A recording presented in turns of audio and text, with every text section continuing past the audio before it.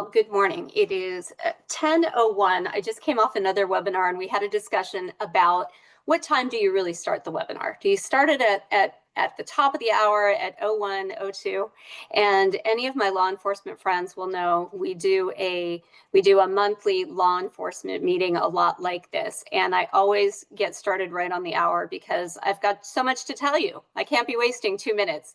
So I'm really glad to see all of you on the call. I'm going to go ahead and get started. I'm delighted to see the reception for this. This is the first. We had this in a different way before. We had the Operation Shamrock. We called it BFI, Banking Financial Institutions Forum. What I'm interested in doing is I'm interested in bringing together people who are concerned about the issues surrounding what is happening with scams and fraud and trying to find concrete ways to make change. And so I'll introduce myself and then I will introduce my three amazing industry leaders in this space, and then we will get to it. So my name's Erin West. I was a prosecutor in Santa Clara County for 26 and a half years. I spent the last 3 years of my career watching victims be completely destroyed by a whole new scam called pig butchering. And hopefully everyone on this call is now well versed in pig butchering, but I'll tell you in March 2022, we sure were not. And it caught us all by surprise, and there was a big learning curve. And I operate from a place of what if we could? That is my mantra. And I really looked at this issue in terms of what could be done from where I was sitting on the law enforcement side. And I looked at it and realized we had victims that were losing massive amounts of money. And I worked with an amazing team who knew how to trace cryptocurrency. So in the what if we could spirit, we took a beta test. Our first victim, his initials are ASR, and we thought, well, what if we could help him get his money back? And we traced his cryptocurrency. We saw that it went to Binance. At that time, Binance was not super cooperative with law enforcement, and they certainly had chosen to be located outside the United States where we had no jurisdiction. But we thought, well, what if we could explain this to Binance and explain what was happening and why this mattered? And it worked. And Binance said, well, you don't have jurisdiction over us, but we will accept your search warrant if you get it signed by a judge and it's legal in Santa Clara County. So the next step on our what if we could was to figure out, okay, well, how are we going to get this done? Let's figure out how to get a judge to sign a warrant when we are not going to charge a defendant. That's not where we were. So unprecedented times, trying to wrangle a solution out of an outdated legal system. And we had to think about this, and we had to think about this in ways we'd never thought about it before. And on another time, I will tell you exactly how we did it. But the truth of the matter is we figured out a way, because there was no way we were going to let this 30-year-old man lose $300,000 on our watch if there was something we could do about it.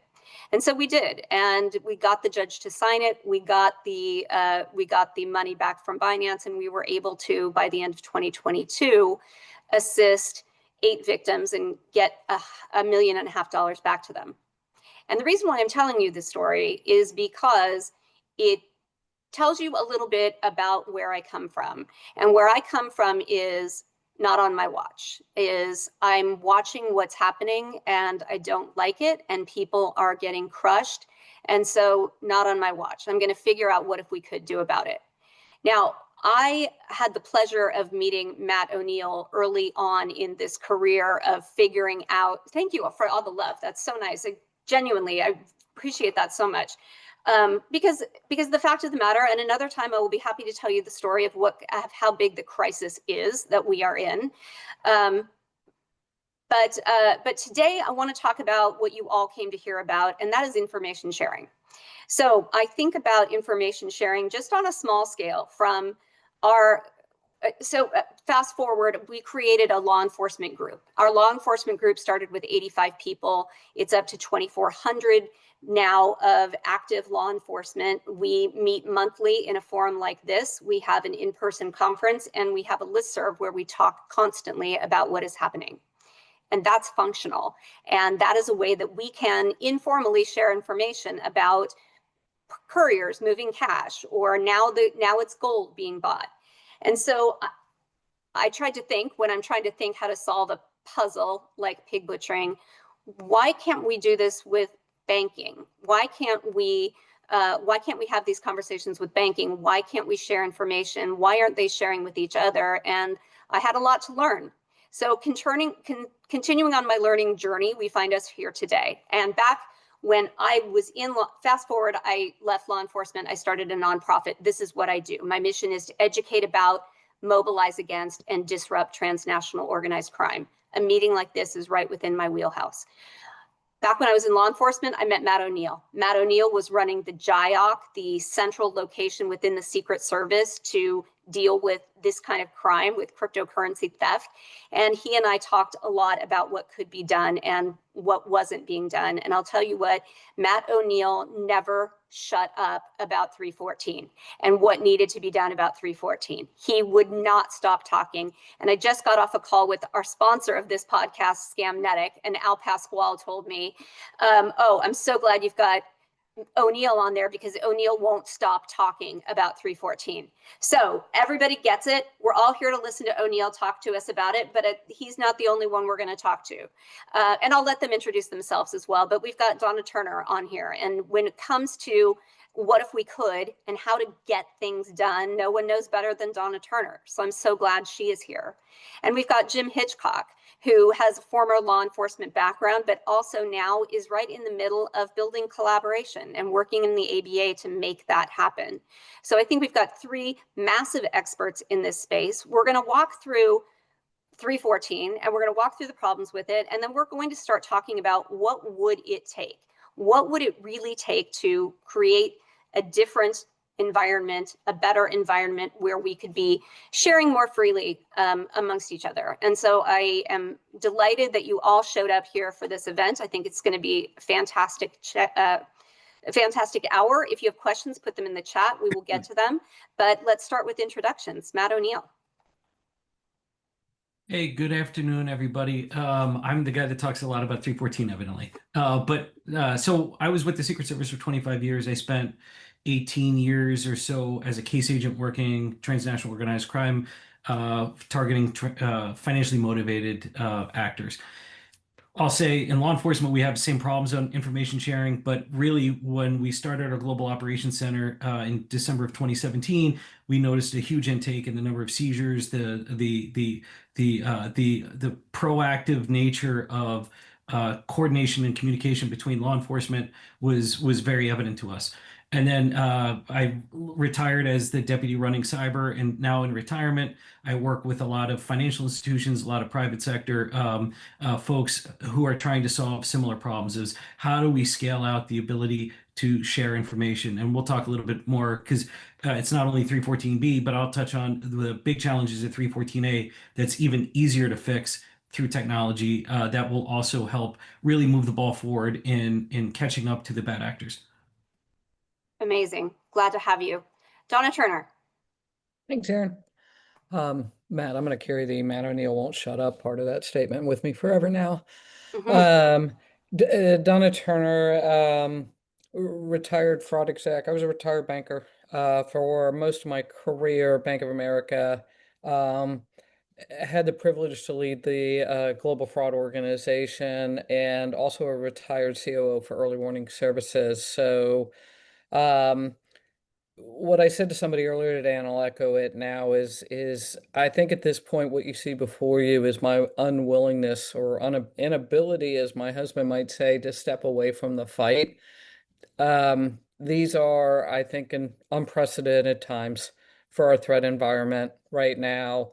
And I guess my mission, hopefully my purpose, is to shed a light on so much of this, to use my platform to talk about what's going on and to spur and influence action for people to work within the private sector, work across the private sector, work public-private, whatever we need to do to fight back against this ever-growing threat that we're experiencing. So thanks for having me, Erin. Yeah, I'm so glad you're here. I saw Donna. I knew Donna for a long time, but I saw her speak for the first time at a BioCatch event just a few months ago in New York, and she was infectious. I think I have a lot of passion when I talk about this stuff, but Donna Turner essentially told that room that they had no excuse, that it was time and there was nothing that anybody should be doing until this was cleaned up. So I am delightful to have this feisty, smart woman here. Jim Hitchcock, Yeah. welcome. Please Yes. Hi. introduce yourself. Yeah, thanks so much for inviting me again, Erin. I guess I'm a little bit of Donna, a little bit of Matt, and I have the passion of Erin. I just spoke at a North Dakota Bankers Association, and my motto is actually do something, right? And if everybody does a little something, go back, challenge your processes, look for technology, but do something so that we can get a little win in this crime war we're in, right? I like to call it crime war. But I started my career in fighting fraudsters where Matt did. I was a Secret Service agent. I investigated credit card fraud, check fraud, money laundering cases, what have you. Spent some time in cyber investigations, and then moved on to Department of Defense Inspector General's office, where I did a lot of high dollar bribery schemes, international money laundering. But then I stepped inside a bank and fraud looked a little bit different there than on the outside. The outside, I was actually chasing people. On the inside, I discovered people are digits, right? They're data points. So I worked at Capital One for 5 years, which I learned a lot, moved fast there, great bank. But then I jumped over to ABA. I've been here for about 4 years, and I came here to stand up an information sharing tool, but it's been 4 years in the process now. We've run into a variety of concerns, whether it's legal or just really what it's all about is trying to shift mindsets, getting the first line fraud groups to work with the second line Bank Secrecy Act, anti-money laundering groups. We have to fight this together. They're both after the same criminals. So somehow we have to change that mindset and get those groups working together, and then reach out to the banks across the street and start communicating more swiftly, and in turn bring law enforcement in this to help us protect us from the outside, basically. So Yeah, that's amazing. I love all the individual parts of that, and the do something resonates with me. That is something I say in everything, is like, you're on notice now. You need to look around your own house and see what you can do a little bit better today. That's going to make it a little more difficult. So let's start the stage. Can you give us, Jim, we'll start with you. Can you just give us a quick refresher? I'm sure we have mostly banks in the group, but I know we have some law enforcement too. Can you tell us a little bit about 314 and what that actually is? yeah, sure. So you have 314A and 314B under the USA PATRIOT Act, which we all know was passed shortly after terrorist attacks and on 9/11. 314A is primarily used by law enforcement to reach out to the banks to ask, hey, does this person exist in your bank? And then the bank's required to respond. That's a requirement there to respond and say, yay, nay, what have you. But then that starts the investigative cycle. If you think about it, it's kind of reactive in a sense. I don't think that was the intent of 314A, but law enforcement still uses it to enhance their investigations, really.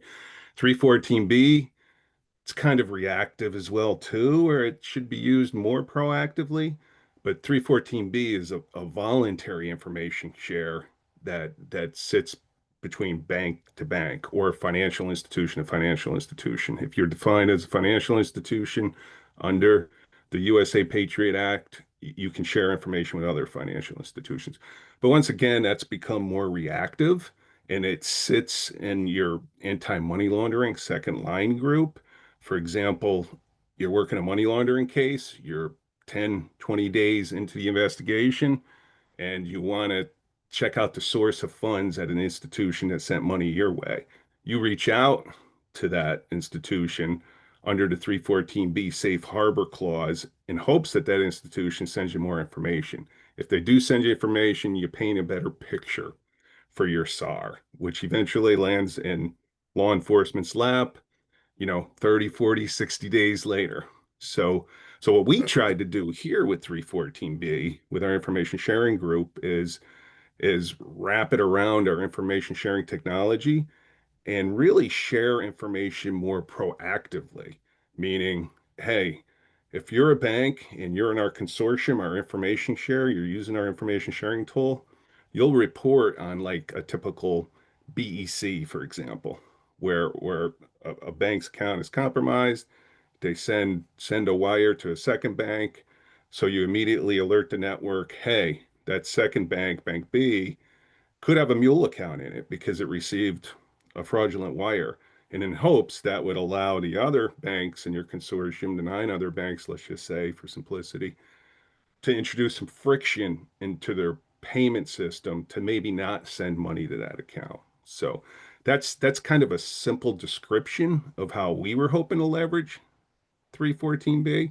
But then some complexities came up about, the privacy rights for the customer, funds availability, and multiple other layered of issues. But I'll pause there, Erin. Yeah, we will definitely get into all those issues. Thank you for giving us the ground, setting the bar here. All right, Matt O'Neill, please tell us, what's your beef? What's your deal with 314? Why can't you stop talking about it? First, I can't get my camera to work, so I have a different beef right now. So the problem is, so we did a study last year with Secret Service, HSI, FBI, and DEA. And we interviewed hundreds of law enforcement officers specifically related to 314A first and said what works, what doesn't work. Some of the challenges are, as many of you guys know, one is FinCEN typically batches these requests for 2 weeks. So every other Thursday, they'll send out the 314A requests. So if you miss it by a day, it could be sitting there for 2 weeks. One of the things we all recognize is the speed in which fraudsters are moving money is faster than ever, and 2 weeks just to even get off the blocks is not acceptable anymore. The second part is banks have 2 weeks to respond. And it's sent in an Excel or Word doc. It's 2025. What are we doing? Then the next part is the lack of standardization of what a false positive, what an actual account is. And so you get so many different results, false positives for law enforcement. So say, for example, there's a dormant account that I opened up in 1999 because I wanted to get a hat at a baseball game, but the account's active, but it's not being used. Great. I get the request. Hey, Matt O'Neill's got an account there. I send a subpoena and I get back and I just wasted a month.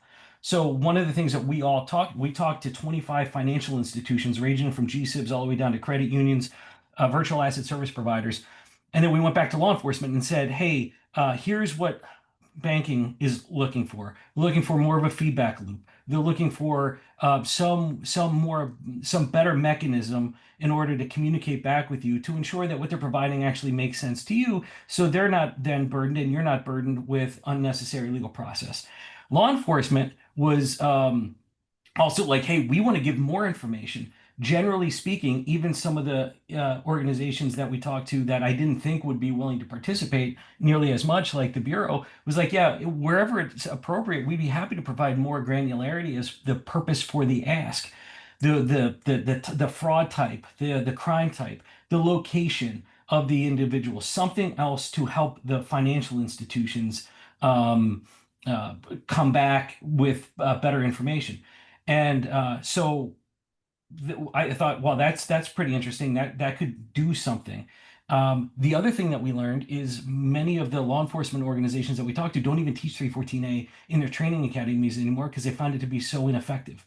So if we have the legal framework to do something good, but the lack of advancement in technology has made it essentially, I don't say useless, but not nearly as useful as it can be. So that's something they always say, I hope that doesn't offend anybody, but they always say, FinCEN can do one thing at a time. And this has not been a priority, been minor changes, but we have to focus on it because if we want to be able to trace money and follow the assets and really create a much better kill chain and go after, I ran the Secret Service's asset forfeiture branch for a couple of years and we seized $2 billion in pandemic related funds. Law enforcement knows how to seize money, get it back to victims. but the process in which we have right now is really slow. So that's 314A. Very quickly on 314B, because Donna and Jim will be able to talk about it in a lot more detail. But every single financial institution that we spoke to said, "Hey, that's great that you want to fix 314A. Fix 314B too, because no one's using it. It's because it's voluntary. Less than 50% of people are using it." And then we started talking to banks, and we got a whole bunch of different answers as to why they're not using 314B as effectively as they could. The first one that always came up is that the type of scams that we're talking about aren't covered under 314B. And we said, well, why do you believe that to be? It's money laundering. You look at money laundering, 18 U.S.C. 1956 requires SUAs. The second one listed is fraud. And they came back and said, well, we need more guidance. So then we went back to FinCEN and said, look, the banks are looking for more guidance on this. We went to Capitol Hill and I talked to senators and said, can you please submit a request and ask them to really be much more forceful in their language. As a matter of fact, there was a hearing in September in which one of the congressmen asked the director of FinCEN to provide more guidance, and it was, oh, we'll look into it. It's the first we've heard of it. I'm like, oh, that's kind of weird because this is what every bank is saying is they want more information, and they're not using an FAQ from 2020 as their legal guidance. Then the second, so then if you get past the hurdle of is this covered? Yes, it's covered. Then the second thing is they'll say, well, we don't want to do it wrong and get dinged by the regulators. That's what we heard consistently. So I went to the regulators and said, show me all the times in which a bank was dinged for improperly sharing information. And somebody from the OCC said, that hasn't happened. You guys might know differently, but that was what we got back. If it does happen, it happens very irregularly. But they said that we were encouraging it as much as possible. So then that led us down to the third sort of conclusion, which was, okay, so you can knock down number one, you can knock down number two. What's really going on? And this is probably this is just my perspective, but a lot of it has to do with who's suffering the loss. So, well, the other thing that banks said as well was we're not actively, like, the fact that in 2025 how you send a 314B request to a big organization is 314B at blah blah blah.com. I mean, again, what are we doing? Technology. And will they ever respond? Jim mentioned the 60, 90, 120 days before SARS get back. Bad actors are moving so much faster than we are, and we are just so far behind them that we'll get wins in law enforcement from time to time, but we're not the 27 Yankees, that's for sure. And a lot of it is because of the legacy and grist in the technology that we're using today, and some of the sort of institutionalization of these beliefs as to why this information sharing can't be more widely adopted. And I was at the same presentation that Donna and Erin kicked ass with BioCatch, and I had a bunch of vendors come up and banks say, look, the technology already exists. We just have to get the first mover. We got to get the first big bank to say, we're going to take a stand and we're going to start more actively investing in this. Because I always tell Erin, the answer to all your questions is money. Whatever it is in life, the answer is money. And and I'm not advocating for the banks suffering the loss, but if they're not suffering the loss on authorized push payment fraud, what is the incentive in order to spend more money in order to combat it? They're not properly incentivized right now, in my view, in order to really meaningfully make a difference. Erin, I'll turn it back to you. Wow, amazing, amazing, amazing. I've got all kinds of notes. And I'm dying to hear from Donna Turner, and then I'm going to organize this and ask some good questions. Yeah, feel free to review the chat, Matt. There's a lot in there. Go ahead, Donna. Yeah, so Matt, nothing new here. I disagree. I'm so tired of hearing banks aren't motivated, banks aren't doing anything. It's such BS. There's nobody on this phone from a financial institution. You're here because you're doing something. You're here because you care. Some of these banks have hundreds of people stacked against scams. No, they don't hold the financial liability, but they recognize their community and social responsibility to help their customers, and they are doing things. The missing element here is safe harbor. Matt, you can tell me that regulators said we've never punished anybody for sharing too much information. Then why won't they put it in writing? Why is the UK and Australia in their sharing mechanisms gave them safe harbor? I sat at an industry consortium. I had regulators come in and demand to see the names of the banks behind the data trends. It's a real fear. Maybe it's never been materialized. Maybe nobody's ever been given a consent order, but the risk is there. And I don't understand the talk track on the other side as to why FinCEN won't do this.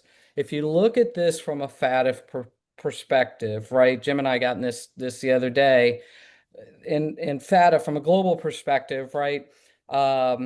Predicate offenses, and you have a legal responsibility. Jim, I think domestically we call them unauthorized something, UAs, I think. But you have a responsibility for this long list of crimes to do something. Let's add scams to the list, right? It's blurry. It's not fraud. It's blurry on its best day. But let's add scams to the list and say, okay, financial institutions, okay, ecosystem, you now have an official responsibility to do something. Doesn't matter about how the money moves, right? We don't care about who's liable for AML. You have a legal responsibility to do something. So let's fix that. Let's make scams I'll stick with the FATF vernacular, a predicate offense. Let's get FinCEN, let's get Congress to say, issue safe harbor, this information that they share, these actions that they take, this cooperation, this collaboration cannot be used against them for fraud and scams. We do that, we break open. So Donna, that's super important. So you're saying one significant hurdle is this safe harbor provision. That seems to me something doable. Is this not doable? Why, what's our barrier to getting that done? What's our barrier to getting Congress to demand this, or getting FinCEN? What's the barrier? So here's what I am seeing move most recently. Senator Kelly, there's a bipartisan bill that they actually think will hit the Senate floor this year. That's going to do a number of things from a Senate perspective. To me, it's going to publicly say we have a problem. We have a fraud and scams problem. We are under attack. It's going to talk about transnational organized crime being behind this threat. And it's going to issue a call to action. It asks the FBI to take the lead across public and private sector, all the government acronyms, to do something, to come up with a strategy. Here's the downside. It gives them 2 years and there's no funding attached to it. Yes. Matt and Jim live this. What I've been coached through is without funding attached to it, there's no way it's going to get prioritized. That means they got to take money from something else. It's 2 years. You hear Matt and Jim talk about the speed of crime. 2 years to come up with a strategy is frustrating as hell. It still would need to go to the House floor. We see that as an opportunity to maybe tweak the time frame. We would have liked to have seen, when I say we, Ken Westbrook and the Stop Scams Alliance has spent a lot of time with the staffers helping to craft this language.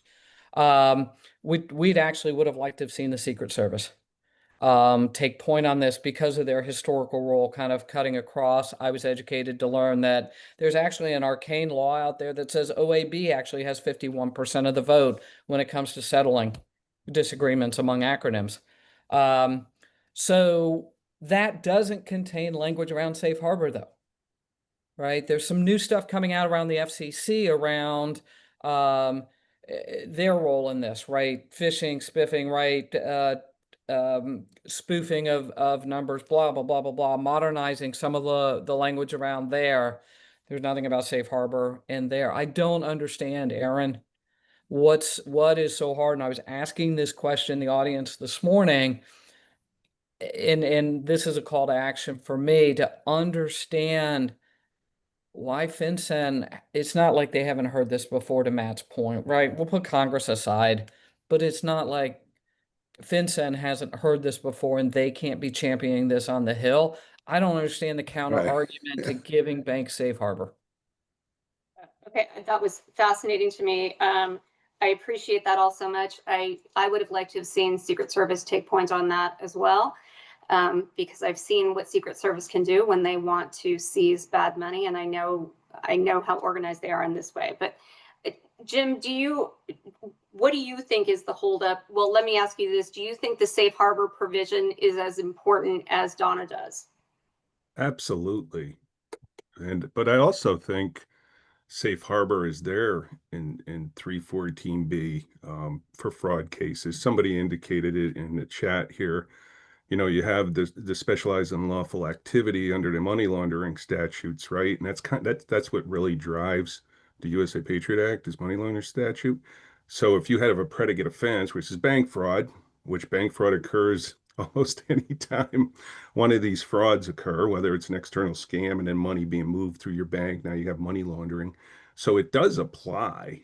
And that's why I said we have to change the mindset, right? It is the action in and of itself to initiate and respond to a 314B request is voluntary, but the safe harbor's there. If you use it, you're protected. I have a 13-page outside counsel memo sitting in front of me that indicates, in fact, fraud is covered under it. My problem's been getting the anti-money laundering side to help the fraud groups initiate it on their end, because, quote, a lot of comments come back, record keeping requirements under the Bank Secrecy Act. Everything that comes into that bank has to be accounted for. So if you get potentially bad alerts on potential bad accounts, it has to make its way back to the BSA group so that they can show they have proper control around it and so forth when the regulators do come in. Now somebody did hit on Matt brought up a good point. There's never been a finding for 314B breakdowns, for example, and that's true. When I was at Capital One, through the examinations, they would look at the process and they'd scrutinize the process with the same rigor that they do for the rest of the suspicious activity reporting and so forth under your anti-money laundering group. But they would never have a finding because it's, quote, voluntary. So that kind of favored the banks, right? But they would come back with strong recommendations. A recommendation might as well be a finding. It's just you'll just never see it in a consent order. But back to change, that's changing the mindset. On the outside, I think what's going on with the Hill is there's other laws out there that involve data privacy. Take GLBA, Graham-Leach-Bliley Act, right? That governs banks on data privacy, data security. So right now, there's no safe harbor under the exchange of information under that act. So we're kind of waiting for the opportunity to maybe present some enhancements to the GLBA. Number one, specifically write fraud in there and grant the safe harbor to banks that want to share information so that fraud doesn't carry on to another institution, and also preempt like state laws, state privacy laws, and level the playing field for banks and fintechs. Right now, fintechs just frankly aren't governed like banks are, and that's creating more havoc in all financial institutions. In a way, regs are good, right? Take that case, what is it? Uh, Athena out of DC. The DC Attorney General filed a lawsuit on them. They stood up a bunch of Bitcoin ATMs, BT ATMs in DC. In a 5-month period, 93% of all transactions for this BTM operation were fraudulent. And they were primarily targeting the elders. So a lot of them were perceived to be these overseas scams. So my point is we have to align these other laws along with the USA Patriot Act to give banks more comfort. Even like the CISA Act, it hasn't been renewed yet. Are you kidding me? I mean, I haven't heard much blowback yet from banks. I think the smaller banks probably aren't sharing as much as they used to, out of fear of no coverage, no antitrust or safe harbor protections. But at the bigger banks, I think might still be. I'm not sure. But that's the problem here. It's just all these different conflicting laws need to align, number one, so that when we're pushing 314B tools to the banks, they can't pull these out of the corner. Their general counsel can't say, well, what about this? Because we even had to consider the Fair Credit Act the Fair Credit Reporting Act. They wanted to call us, the ABA, a credit reporting agency, because we were acting as a big dumb pipe, if you would, to move information from bank A to bank B to our consortium. We weren't going to retain any information. This was just going to ride rails to the banks directly. So, But it makes you a specialty CRA, which opens you up to the exposure of class action under FCRA. yep, I'm not saying I agree with him, Jim, yep. but No, I we see the certainly slippery didn't. slope, and Mhm. it just rings the safe harbor bell again to say, let's fix this. Matt, Yeah. is this, if you could make one change, if there was, is safe harbor the way you would go with this, or is there something else that you would look at before safe harbor? No, I would look at safe harbor, and to what Donna mentioned, I don't mean to be dismissive at all about the amazing work that everybody's doing. My only point was that when we would talk to institutions, and knowing the struggles Jim had of trying to get more engagement and involvement, it's not the people in the fraud team. It seems to be at a higher level. And not because at the end of the day, there's a whole bunch of other sort of things that come in, and there's not a lot of margin, blah blah blah, all that other stuff. So one, I just want to say it's not the fraud. I spent 25 years working with all the fraud people, and it was actually the most effective back in the day when like we would have like I would go out and do a surveillance with my Amex friend, my Discover card friend, and my Chase friend. We're all in the car together. We're like that's when information sharing was like at its best. And then sometime in like 2013-ish, maybe a little earlier, all of those kind of went away and they centralized, and a lot was lost because we didn't need to have all of this stuff. We were all in a car together talking, and that's when we were really focusing on payment card fraud. But yeah, I think that getting clear guidance, and it's frustrating because we pound the pavement at everyone that we could talk to on the Hill and said, just send a letter. Just send a letter asking for clarification. And it seems like in this town right now, as Donna mentioned about the FBI running it, my wife retired from the FBI as assistant director. Love the agency, not a priority for them. Even if you go on their website, fraud is the sixth priority, or white collar crime is the sixth priority. It will never be number one. Definitely not during this administration. So while the guard, like I think it's the Guard Act, whatever that whatever the act Donna mentioned is a step forward. Without funding, nobody's going to do anything because everybody's already overburdened. But I would say a much more clear definition because it takes away any of the argument. I would also like talk to my friends at banks and say, okay, I recognize safe harbor is a concern of yours, but when you have this clear pig butchering situation going on, who are you worried about in this scenario is suing you? The guy at KK Park, or the victim? Like, where I don't understand some of that sometimes. Obviously, in very discrete kind of cases, but without a doubt, Aaron, just getting clarification from FinCEN that what is covered under 314B much better than again. And I get the frustration with banks. You asked me to rely on a FAQ from 2020. That's the best you can do. Like, man, FinCEN's kicking out stuff all day long. Just put out something very clear language that fraud is covered. I loved what you said about the people in the car, because I think the people in the car, it is when we look around and Jim wants us to do something, this is what I want. I want, what if you could? We need more people in the car. We need more talking to each other on the, there's going to be holdups at the higher level of all these things, because this group's going to say, well, this implies that we need to look at this act. And where we make change and where we make differences are from individual relationships, and the way we generate individual relationships are getting out and talking, law enforcement talking to banks, and banks talking to law enforcement, and interacting in an informal way. That's how we solve pieces like this. Donna, talk to me about specifically what it would take. Am I understanding that we don't need a bill? We just need FinCEN to say that that's what this means? And I'm out over my skis here, right? So Okay. Jim, Matt, technically none of these agencies can do something without Congress enacting something. So is this a clarification opportunity or is it a change to the law? That's where I'm out over my skis, right? And I'm Who's on top of their sure. skis here? Do O'Neill, Jim, do you know? Go ahead, Jim.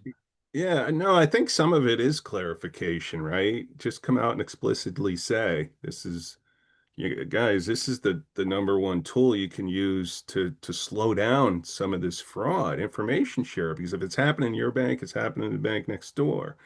Reach out proactively to another bank. That's what we need. We need proactive outreach. If you know that your customer just sent money to bank B, reach out immediately. And bank B, you have to be responsive, right? But not always. That goes back to some of the whole liability shift that Zelle rolled out a little while ago, a year and a half, 2 years ago, and UK has in place. Is it working? I'm not sure, but I like it personally. I can't speak for ABA on that, but I like it because it puts all our practitioners on notice, right? That you have to look at this money coming in. But another proactive outreach is to law enforcement naturally, right?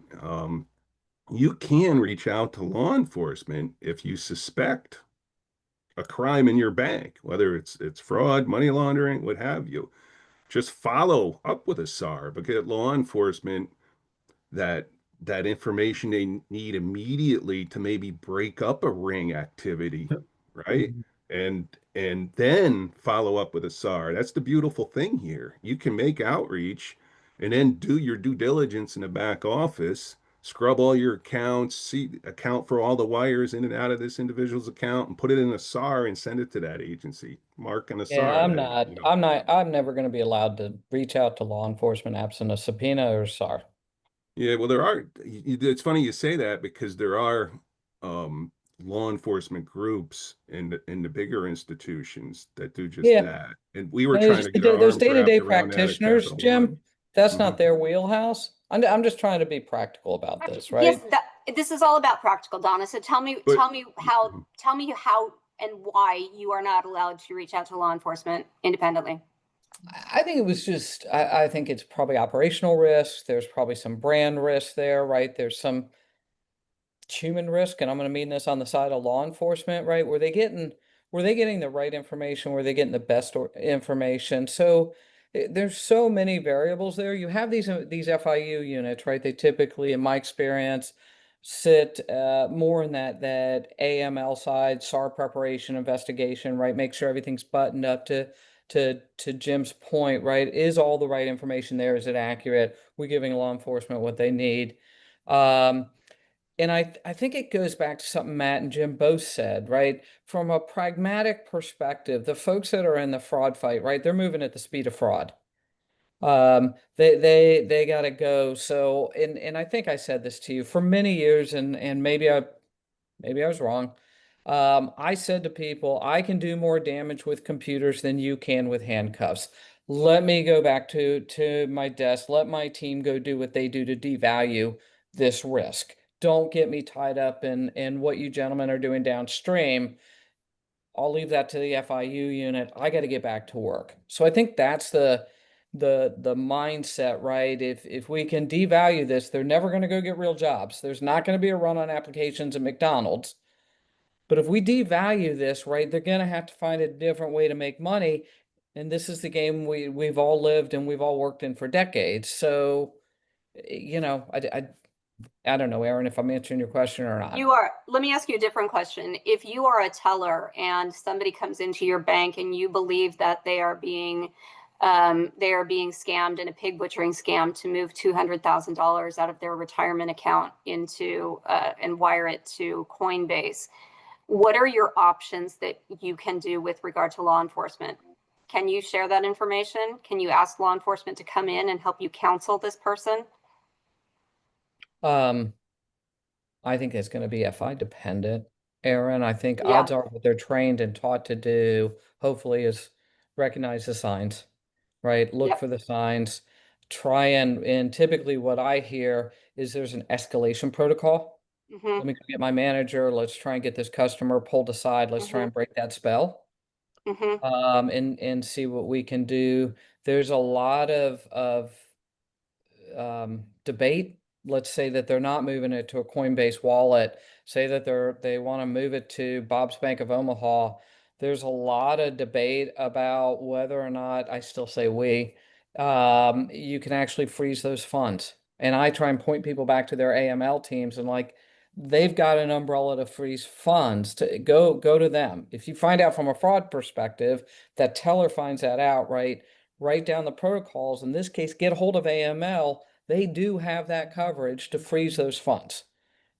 Hey, we're going to investigate it, right? We think, to Jim's point, we think these are illicit funds. They need to go look at that. So, in nowhere did you just hear me say, talk to law enforcement. My observation, my experience is internal escalation, try and break the spell, try and see what you can do within the bounds of your bank's operating protocols and risk appetite to refuse to send the money. We've all heard those stories. I'm Yep. just going to go to a different branch.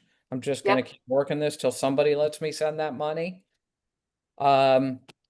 So the Thanks. Yeah. hesitation you're hearing is we could button this up. Right. When A happens, do B. And Yeah. it's okay. Yeah.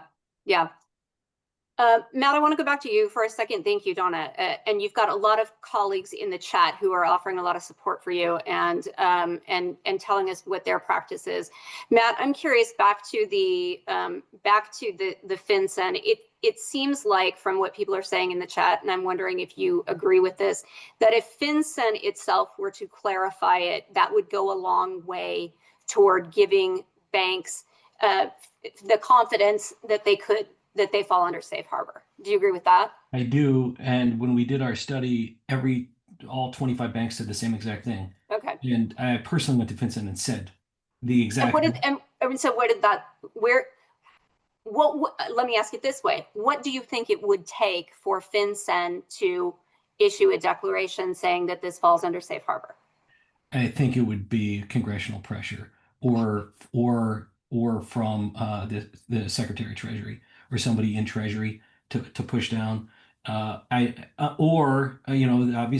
the ABA and other lobbying groups are very powerful and they listen, because many of the times when we talk to FinCEN about 314A or even 314B, the question is, we don't want to unduly burden the banks. That was the consistent frame, which I get. I understand that. But that tells me that they listen to what the banks say. So the question is who has reached out? I don't know. I'm just a retired agent. Nobody cares what I have to say. So who is doing the reaching out? And the other thing I'll just add real quick. One of the things I think is really important for anybody that is on this call to understand is the Secret Service has 43 cyber fraud task forces around the country. If you're not a member of it, then you're really sort of missing out, because it goes back to relationships. And so in the instance where you do need to call somebody, and there will be instances where you do need to call somebody, your bank suffered the loss.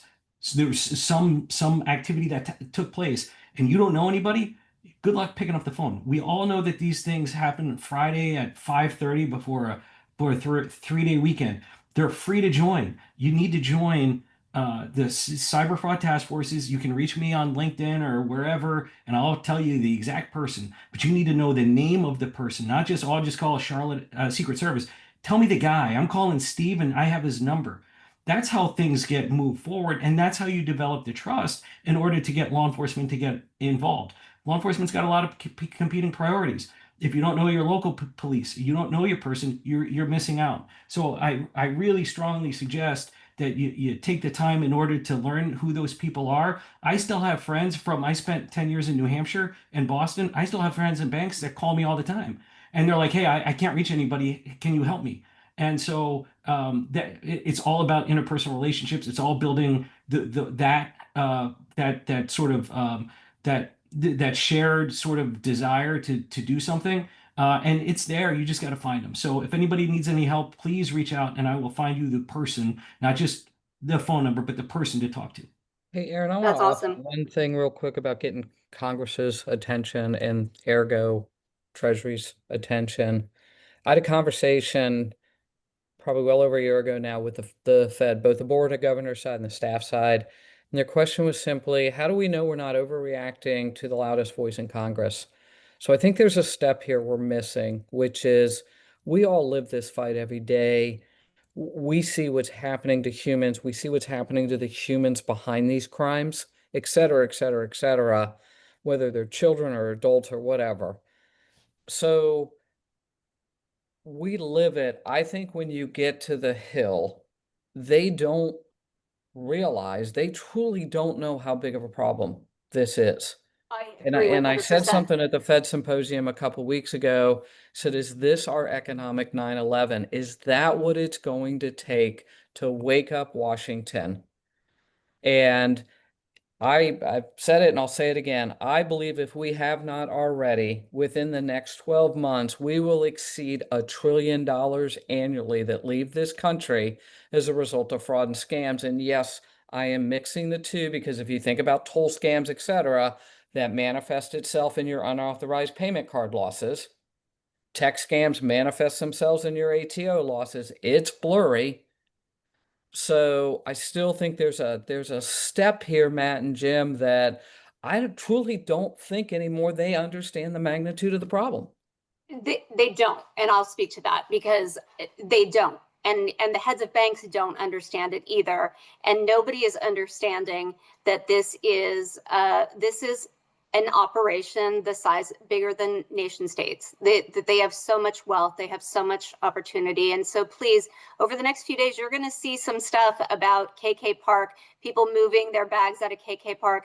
Please let me be clear, the KK Park is still very much in business. What you are seeing is a reduction in force. What you are seeing is a small, very small percentage of people leaving that massive compound. We are at war. War has been declared on us, and we need to respond accordingly. And so we just have a few minutes left. I see a benefit in a unified voice here. I see a benefit in storytelling. I see a benefit in getting this information to places by using more than just the traditional lobbyists to tell this story. I think that everybody in this chat is on this call. There are 200 of you on this call because you care about this issue and you see what's happening and you're on the ground floor as well. So I'm going to continue to think about how to mobilize this. That's what I do. I mobilize. And so my next question, I want to get back to Jim for a quick sec. And Jim, let's say we fixed Safe Harbor. Ken Paula is in the chat, and Ken Paula always has a lot to say about banking. And Ken says, okay, you fixed Safe Harbor. 314 is still not that functional. What do you say to that?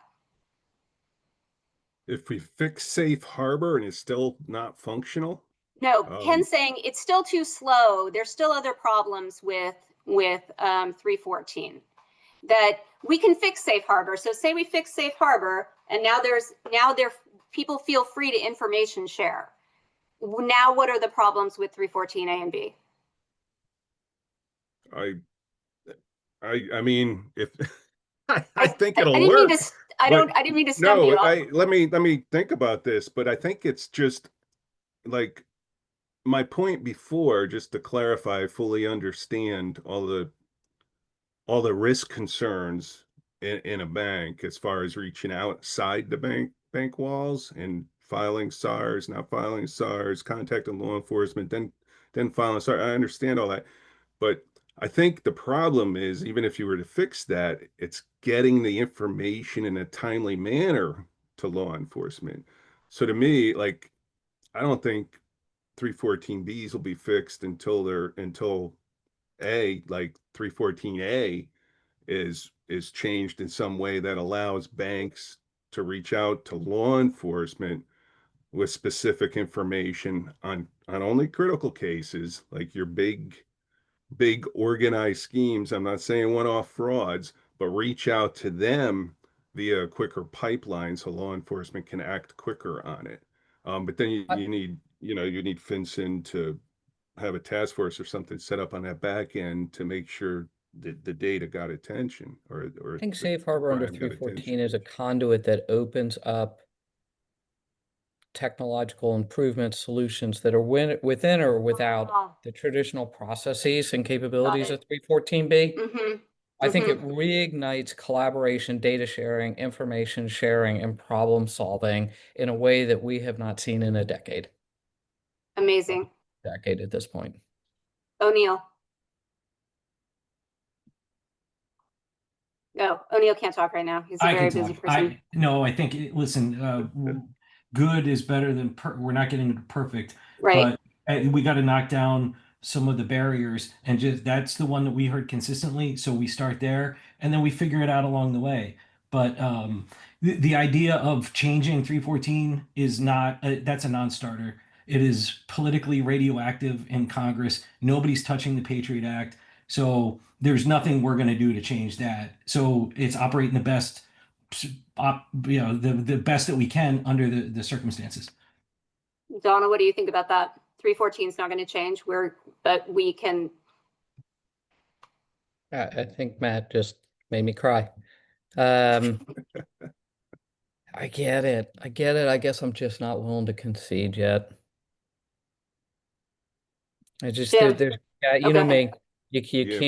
You can't win until you understand all the rules. And when you understand the rules, you understand the loopholes. And I love a good loophole. Yeah. Well, just to highlight the dysfunction, it's day 22 of a shutdown, and they can't even pass a budget. So I mean, it's just a completely ineffective. All right, Congress. mic drop, O'Neill. Well done. Yeah, no, that is the mic drop. And quite frankly, that's what makes me think that any kind of solution to this that requires congressional approval is years out, and unlikely. And so it feels like to me, if there's an opportunity to lobby Treasury and FinCEN, that seems to me the most opportune way of going about this. It is 10:57. I am super grateful for your time today. I'm so grateful that so many of you showed up for this.